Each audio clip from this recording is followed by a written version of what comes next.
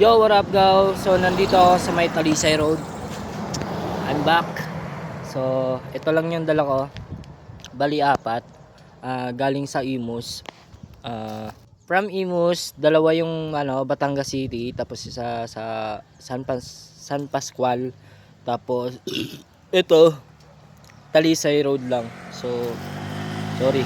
Nabusog ako dito sa burger. Tapos ito Predator. Baka naman stay ma'am. Yeah, para sa lahat ng rider na di sumusuko, gamot of vlog, let's go.